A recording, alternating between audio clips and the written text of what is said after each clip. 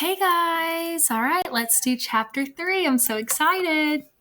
Um, Keeping with the great chapter titles, the next chapter is called Grover Unexpectedly Loses His Pants. Oh, these chapter titles will catch you every time. All right, here we go. Confession time. I ditched Grover as soon as we got to the bus terminal. I know. It was rude. But Grover was freaking me out, looking at me like I was a dead man, muttering, "Why does this always happen? And why does it always have to be sixth grade?" Whenever he got upset, Grover's bladder always acted up. So I wasn't surprised when, as soon as we got off the bus, he made me promise to wait for him, then made a beeline for the restroom. Instead of waiting, I got my suitcase, slipped outside, and caught the first taxi uptown. East 104th and 1st, I told the driver. A word about my mother before you meet her. Her name is Sally Jackson, and she's the best person in the world. Which just proves my theory that the best people have the rottenest luck. Her own parents died in a plane crash when she was 5, and she was raised by an uncle who didn't care much about her. She wanted to be a novelist, so she spent high school working to save enough money for a college with a good creative writing program. Then, her uncle got cancer, and she had to quit school her senior year to take care of him. After he died, she was left with no money, no family, and no diploma. The only good break she ever got was meeting my dad.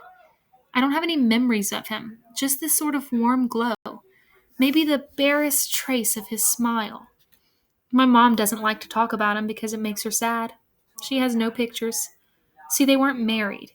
She told me he was rich and important and their relationship was a secret. Then one day he set sail across the Atlantic on some important journey, and he never came back.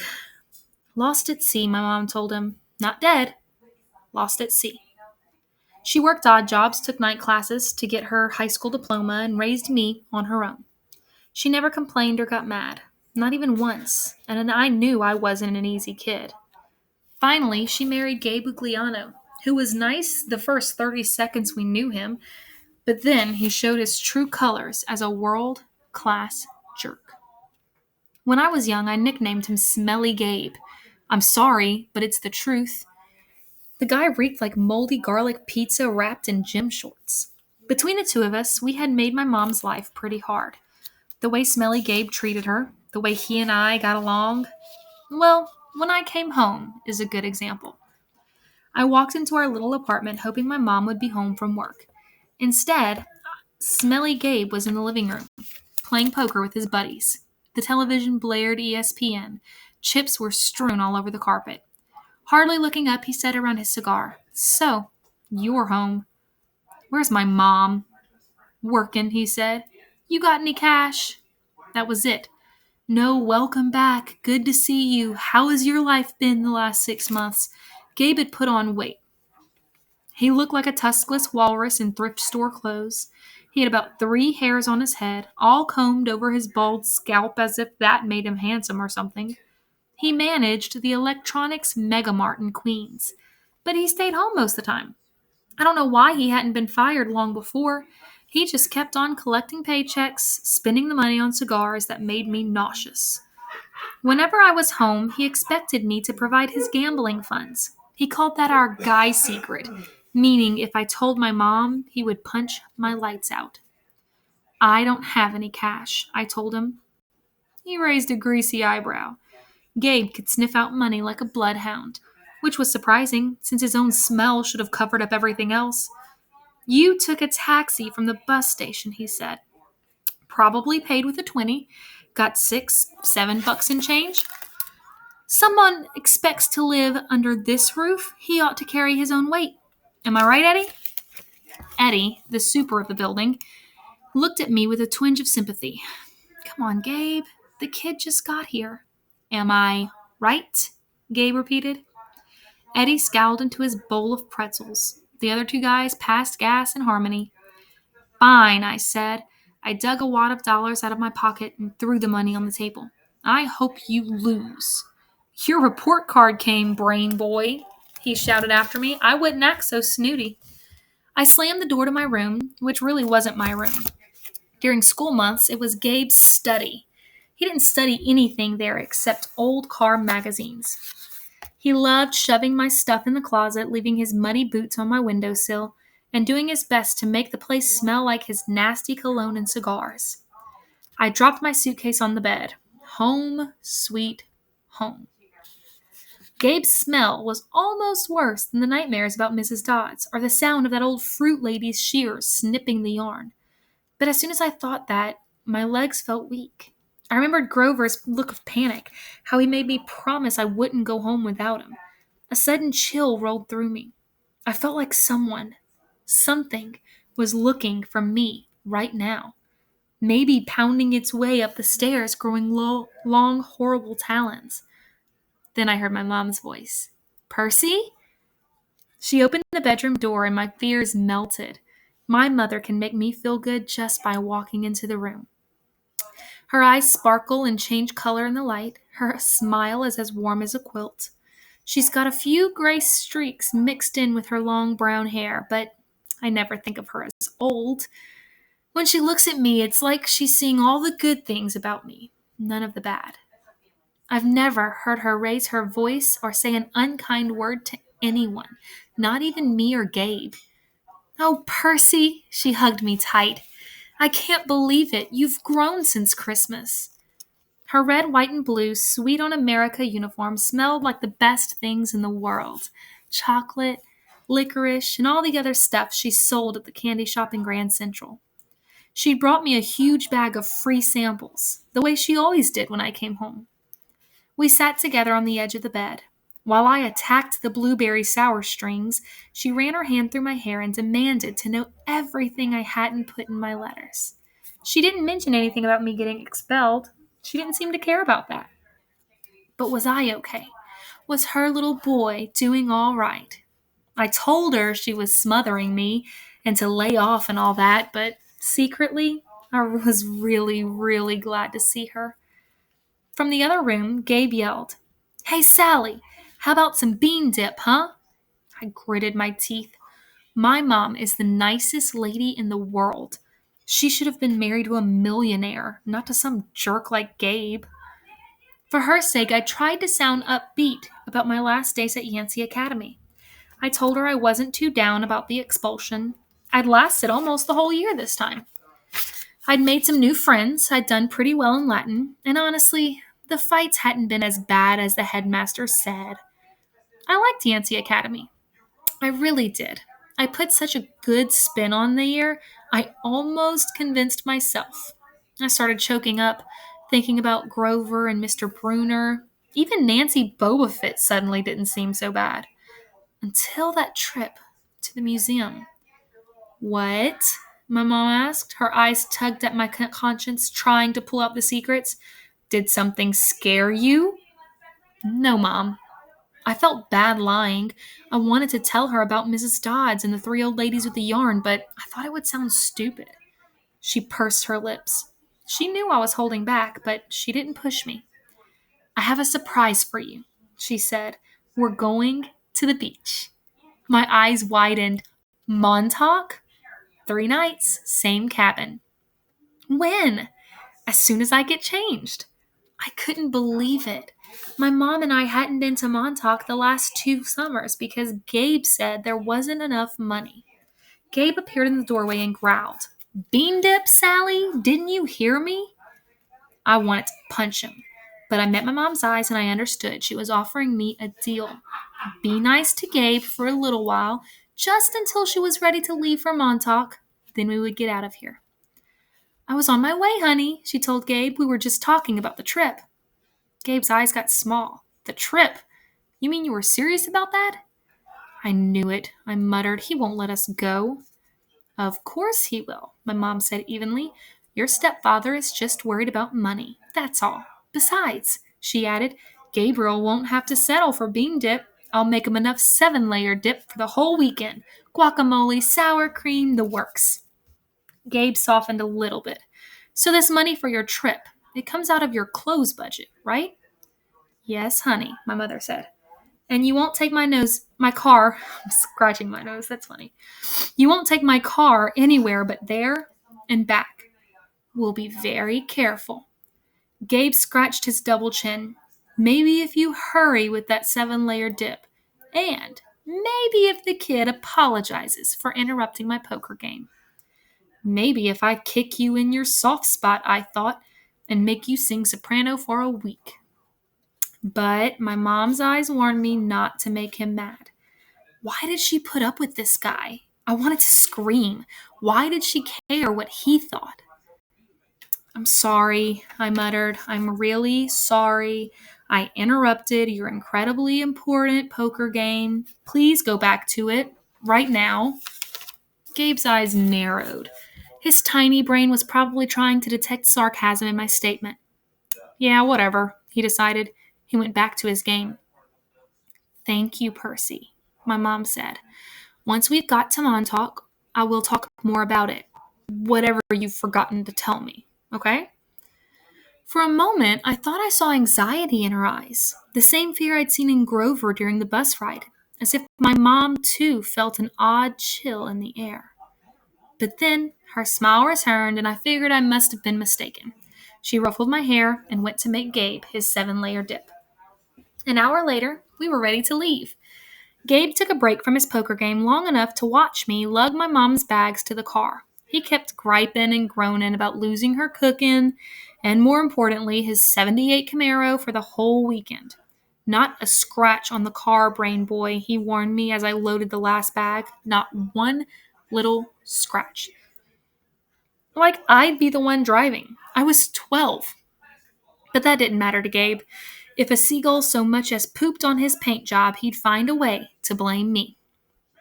Watching him lumber back to the apartment building, I got so mad I did something I can't explain. As Gabe reached the doorway, I made the hand gesture I'd seen Grover make on the bus, a sort of warding off evil gesture. A clawed hand over the heart, then a shoving movement toward Gabe. The screen door slammed shut so hard it whacked him in the butt and sent him flying up the staircase as if he'd been shot from a cannon. Maybe it was just the wind or some freak accident with the hinges, but I didn't stay long enough to find out. I got in the Camaro and told my mom to step on it. Our rental cabin was on the South Shore, way out at the tip of Long Island. It was a little pastel box with faded curtains half sunken into the dunes. There was always sand in the sheets and spiders in the cabinets, but most of the time, the sea was too cold to swim in. I loved that place. We'd been going there ever since I was a baby. My mom had been going even longer. She never exactly said, but I knew why the beach was special to her. It was the place where she'd met my dad. As we got closer to Montauk, she seemed to grow younger. Years of worry and work disappearing from her face. Her eyes turned the color of the sea. We got there at sunset, opened all the cabin's windows, and went through our usual cleaning routine. We walked on the beach, fed blue corn chips to the seagulls, and munched on blue jelly beans, blue saltwater taffy, and all the other free samples my mom had brought from work. I guess I should explain the blue food. See, Gabe had once told my mom there was no such thing. They had this fight, which seemed like a really small thing at the time, but ever since, my mom went out of her way to eat blue. She baked blue birthday cakes. She mixed blueberry smoothies. She bought blue corn tortilla chips and brought home blue candy from the shop. This, along with keeping her maiden name Jackson rather than calling herself Mrs. Ugliano, was proof that she wasn't totally suckered by Gabe. She did have a rebellious streak, like me. When it got dark, we made a fire. We roasted hot dogs and marshmallows. Mom told me stories about when she was a kid, back before her parents died in the plane crash. She told me about the books she wanted to write someday, when she had enough money to quit the candy shop.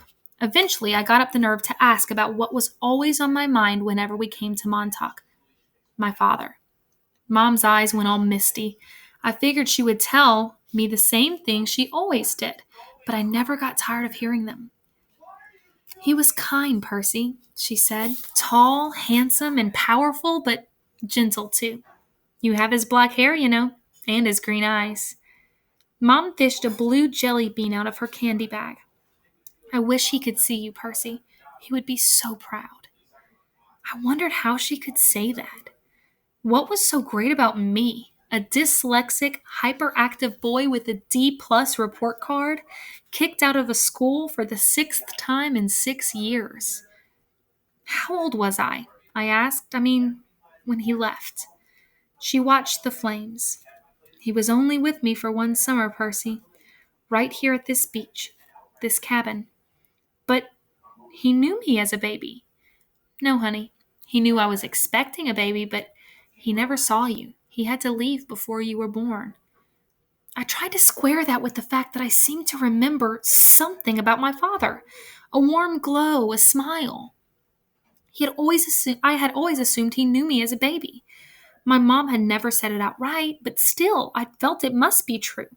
Now to be told that he'd never even seen me? I felt angry at my father.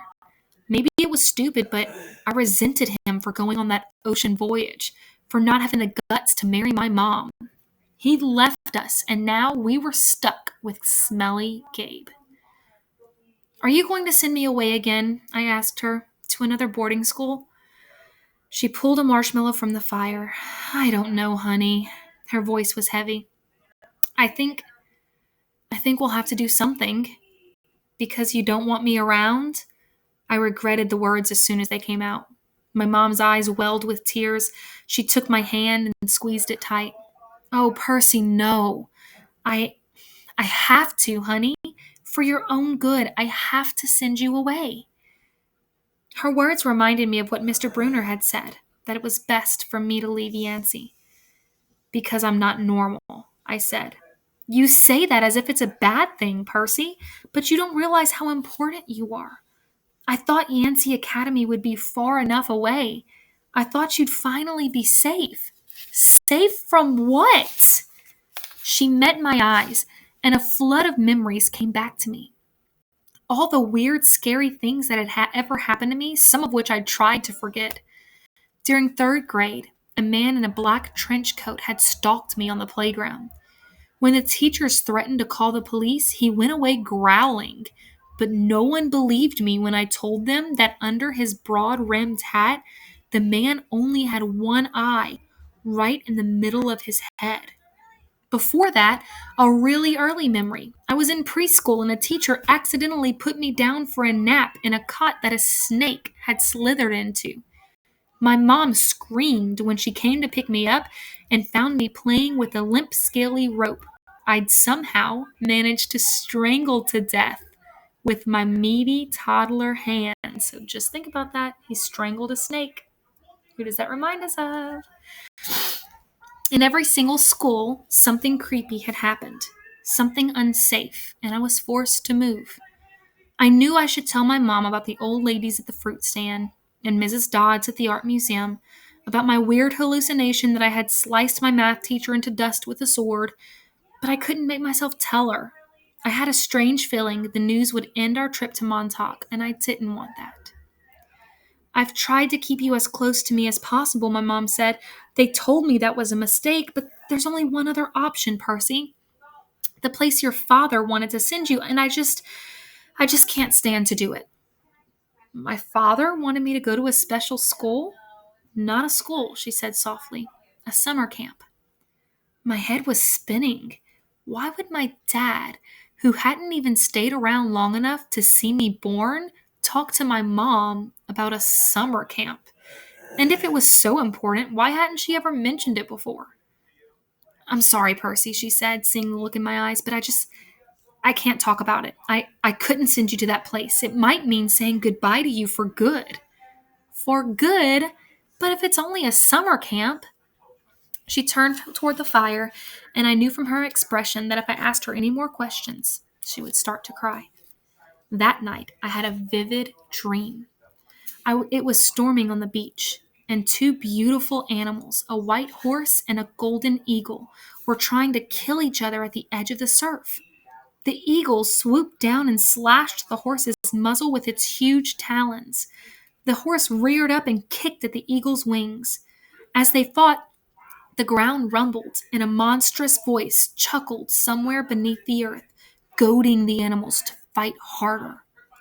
I ran toward them, knowing I had to stop them from killing each other, but I was running in slow motion. I knew it would be too late. I saw the eagle dive down, its beak aimed at the horse's wide eyes, and I screamed, "No!" I woke with a start. Outside, it really was storming. The kind of storm that cracks trees and blows down houses. There was no horse or eagle on the beach, just lightning making false daylight and 20-foot waves pounding the dunes like artillery. With the next thunderclap, my mom woke. She sat up, eyes wide, and said, "Hurricane." I knew that was crazy. Long Island never sees hurricanes this early in the summer, but the ocean seemed to have forgotten. Over the roar of the wind, I heard a distant bellow, an angry, tortured sound that made my hair stand on end. Then a much closer noise, like mallets in the sand, a desperate voice, someone yelling, pounding on our cabin door. My mother sprang out of her bed in her nightgown and threw open the lock. Grover stood framed in the doorway against a backdrop of pouring rain. But he wasn't exactly Grover. "Something searching all night," he gasped. "What were you thinking?" My mom looked at me in terror, not scared of Grover, but of why he'd come. "Percy," she said, shouting to be heard over the rain. "What happened at school? What didn't you tell me?" I was frozen, looking at Grover. I couldn't understand what I was seeing.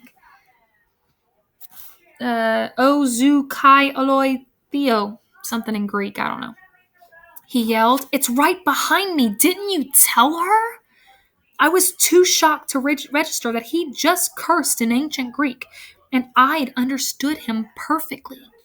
I was too shocked to wonder how Grover had gotten here by himself in the middle of the night, because Grover didn't have his pants on.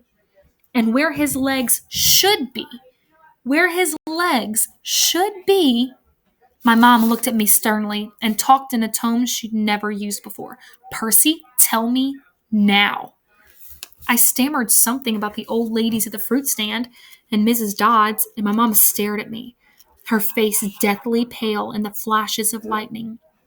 She grabbed her purse, tossed me my rain jacket, and said, "Get to the car, both of you, go!" Grover ran for the Camaro, but he wasn't running exactly. He was trotting, shaking his shaggy hindquarters, and suddenly his story about a muscular disorder in his legs made sense to me. I understood how he could run so fast and still limp when he walked, because where his feet should be, there were no feet. There were cloven hooves. So think about that, cloven hooves, like splits like an animal. So Grover doesn't have his pants on, but he's not a boy. He has the bottom part of an animal. So I'm so excited. Grover obviously knows something.